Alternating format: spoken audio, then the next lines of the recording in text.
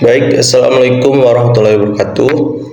Perkenalkan, nama saya Teddy Agustian dengan NIM B1B1222012 dari Program Studi Ilmu Pemerintahan Universitas Jambi.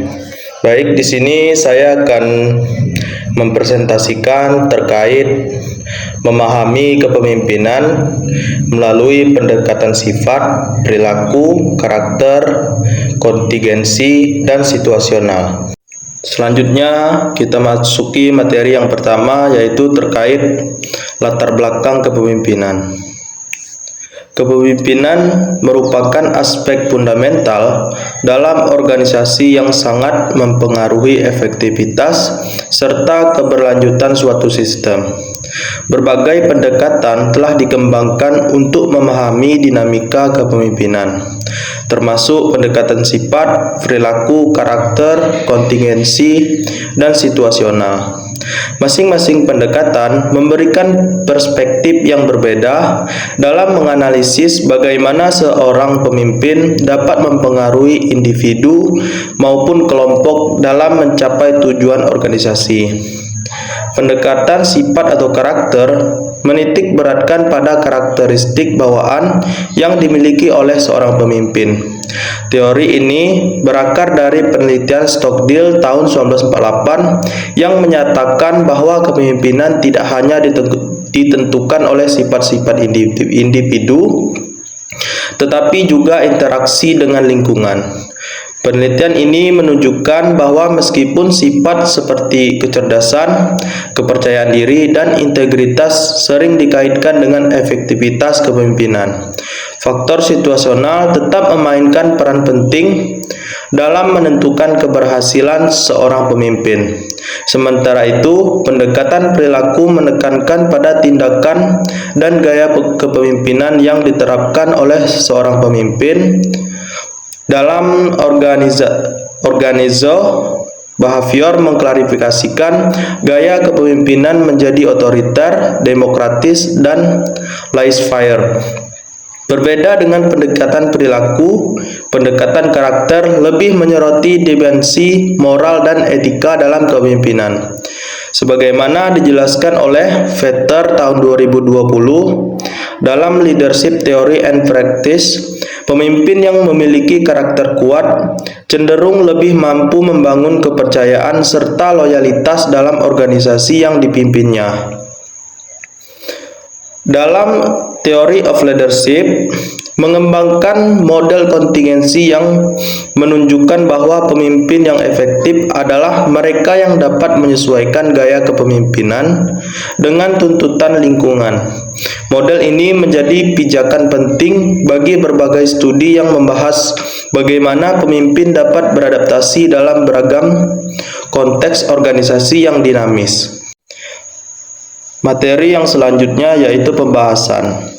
Kepemimpinan adalah aspek krusial dalam setiap organisasi karena pemimpin memegang peran utama dalam menentukan arah, stabilitas, dan pencapaian tujuan organisasi, baik dalam sektor publik maupun swasta, pendidikan maupun pemerintahan. Kualitas kepemimpinan sangat menentukan efisiensi kinerja tim dan kualitas keputusan yang diambil.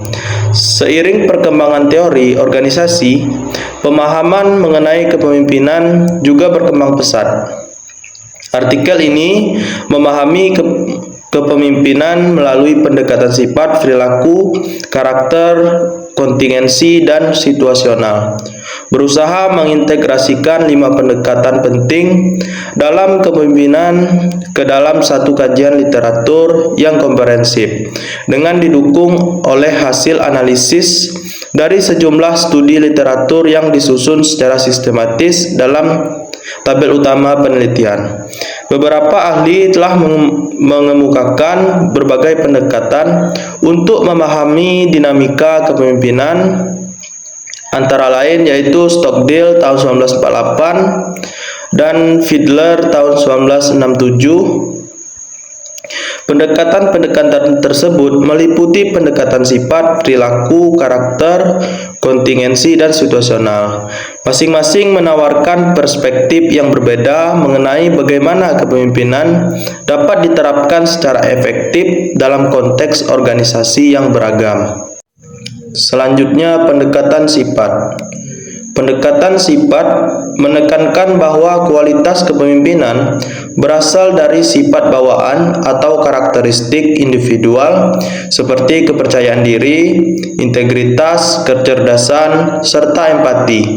Penelitian yang dianalisis dalam artikel ini mengungkapkan bahwa pemimpin dengan sifat empatik mampu menciptakan hubungan interpersonal yang harmonis dan mendalam dengan bawahannya, yang pada akhirnya berkontribusi pada terciptanya suasana kerja yang produktif dan kondusif.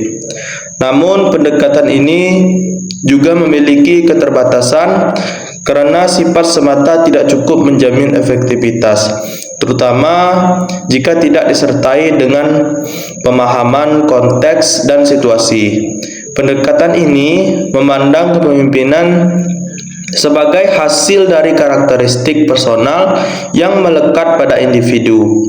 Dalam konteks kontemporer, pendekatan sifat tidak lagi dipahami secara deterministik, tetapi sebagai titik awal untuk mengidentifikasi potensi kepemimpinan. Sifat-sifat seperti dominasi, stabilitas emosional, dan keterbukaan terhadap pengalaman juga memulai mendapatkan perhatian dalam kajian psikologi organisasi modern.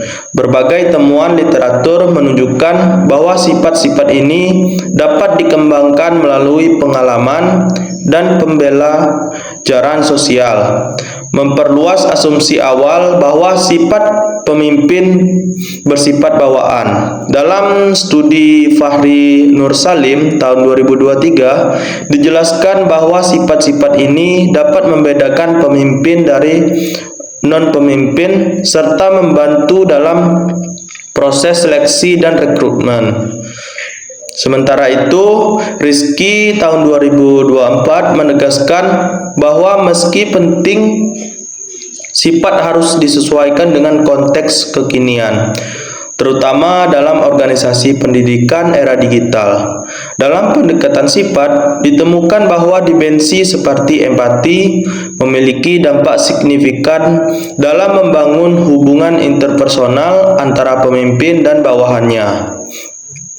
Penelitian Sohairan tahun 2019 misalnya menunjukkan bahwa empati menjadi kunci dalam menciptakan iklim kerja yang harmonis di lingkungan pendidikan Islam.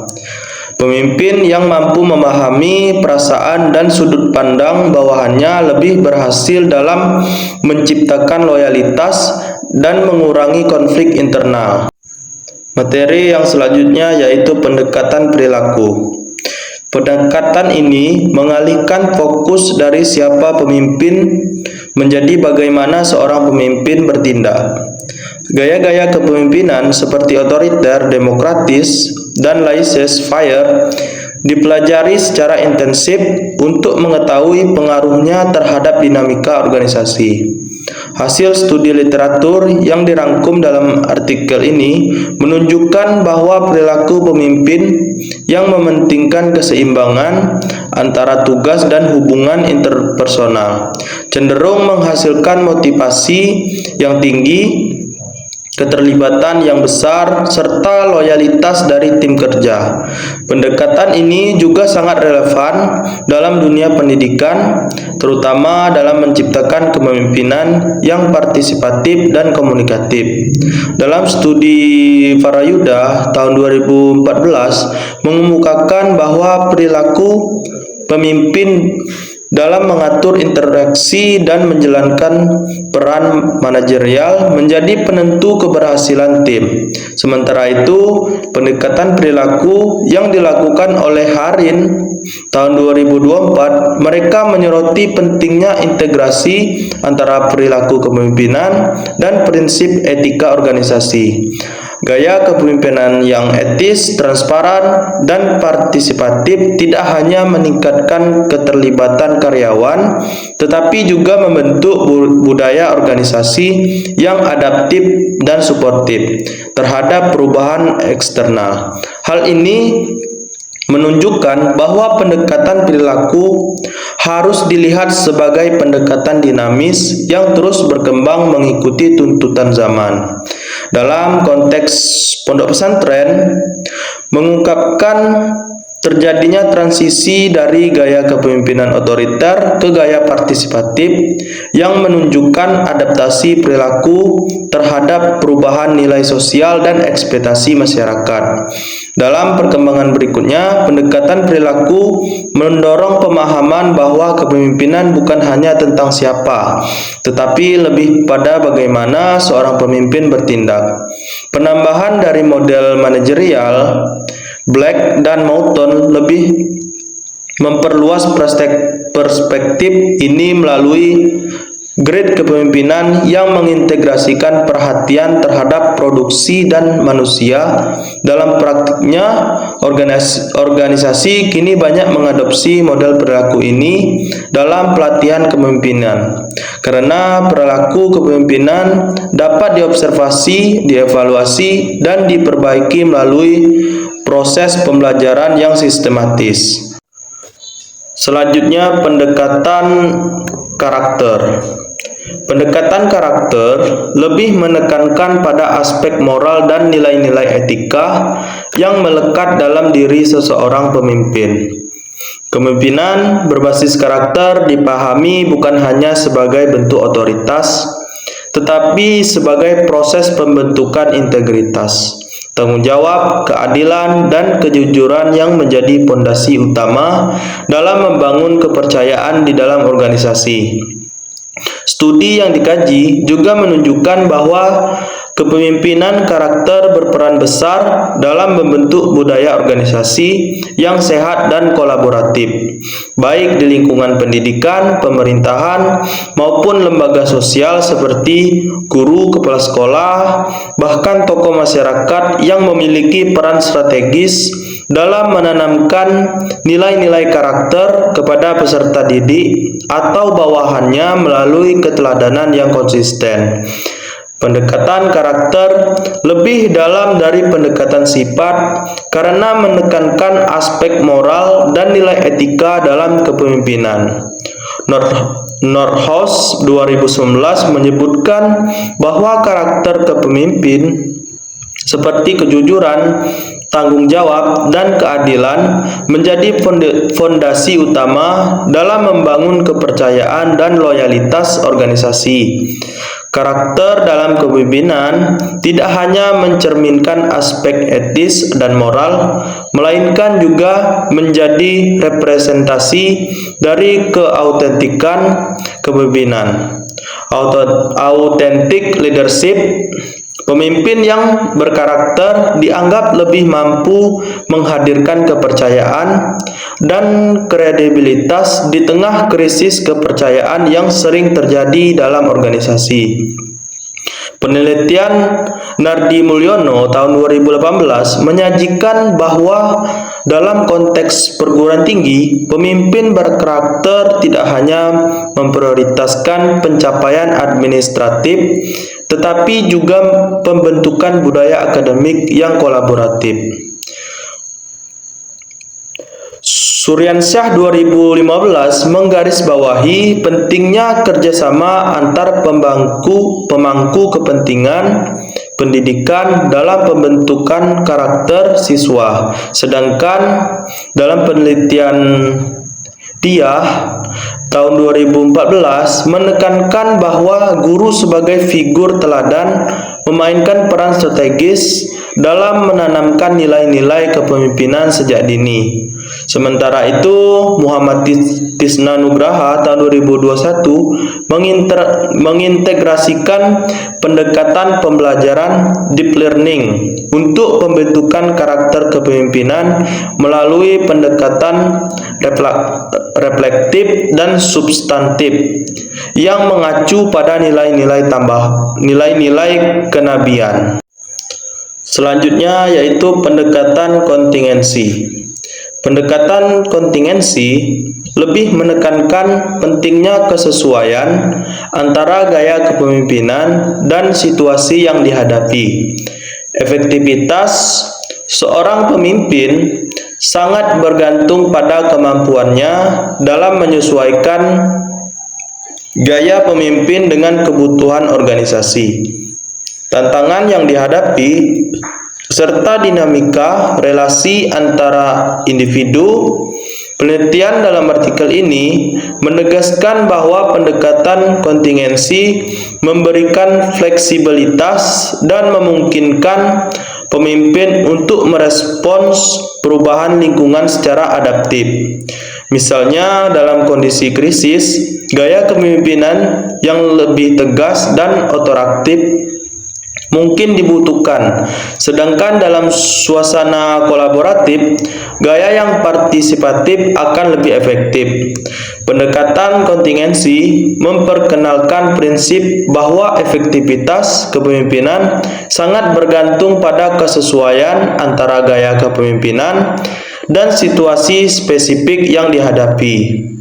Dalam penelitian Fiedler tahun 1967 menjelaskan bahwa 3 variabel penting dalam pendekatan ini adalah hubungan pemimpin dengan anggota, struktur tugas, dan kekuasaan posisi. Dalam studi Ilham tahun 2024 menunjukkan bahwa pemimpin yang memahami situasi akan lebih efektif dalam meningkatkan efisiensi dan kinerja timnya. Selanjutnya, Ahmad Termuzi tahun 2023 mempertegas bahwa konteks pendidikan sangat membutuhkan pemimpin yang mampu membaca perubahan dan kebutuhan organisasional secara akurat.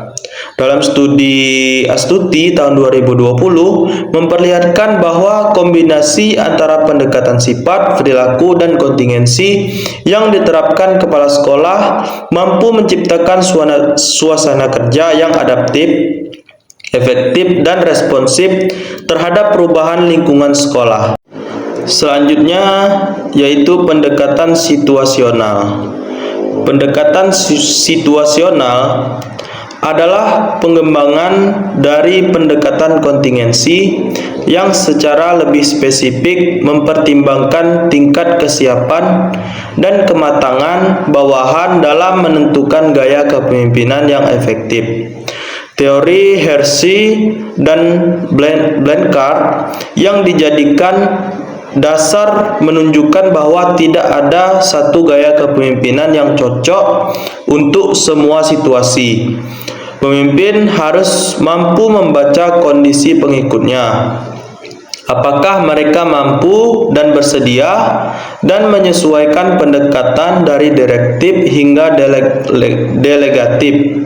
Dalam dunia digital, misalnya, pendekatan situasional menjadi sangat relevan karena adanya kebutuhan akan fleksibilitas tinggi dalam menghadapi transformasi teknologi dan sumber daya manusia yang multigenerasi. Penelitian yang dikaji juga menunjukkan bahwa pemimpin yang mampu menerapkan gaya situasional secara tepat dan meningkatkan efisiensi operasional dan kolaborasi tim. Pendekatan ini merupakan pengembangan dari teori kontingensi dengan fokus pada kesiapan dan kematangan pengikut. Hersey dan Blanchard tahun 1988 menjelaskan bahwa gaya kepemimpinan yang ideal tergantung pada sejauh mana pengikut mampu dan mau melaksanakan tugas. Adapun pada pendekatan situasional, studi yang dilakukan oleh Gumanki tahun 2017 menekankan pentingnya diferensiasi strategi kepemimpinan berdasarkan kategori kesiapan pengikut. Pendekatan ini sangat relevan dalam konteks kepemimpinan digital, di mana fleksibilitas gaya kepemimpinan menjadi kebutuhan yang tidak terelakkan. Penyesuaian gaya dari direktif ke delegatif secara bertahap merupakan strategi efektif dalam mengelola perubahan dan memperdayakan SDM di era transformasi teknologi.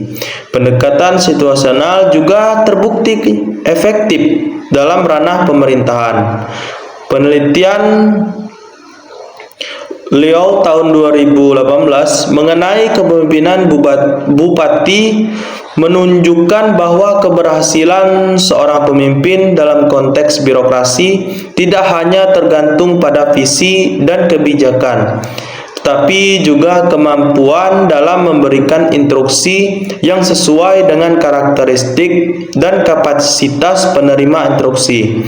Hal ini mencerminkan penerapan nyata dari prinsip-prinsip kepemimpinan situasional dalam praktik pemerintahan. Selanjutnya yaitu kesimpulan. Dari 5 pendekatan kepemimpinan yang sudah saya jelaskan, dapat disimpulkan kepemimpinan dalam organisasi adalah suatu konsep yang multidimensional, kompleks, dan sangat dipengaruhi oleh berbagai faktor, baik internal maupun eksternal. Artikel ini menyajikan pemahaman menyeluruh mengenai teori-teori kepemimpinan yang dikaji dari 5 pendekatan utama, yaitu pendekatan sifat, pendekatan perilaku, pendekatan karakter, pendekatan kontingensi, dan pendekatan situasional. Masing-masing pendekatan tidak berdiri sendiri, melainkan saling melengkapi dan berkontribusi dalam membentuk sosok pemimpin yang ideal dan adaptif terhadap berbagai tantangan organisasi modern.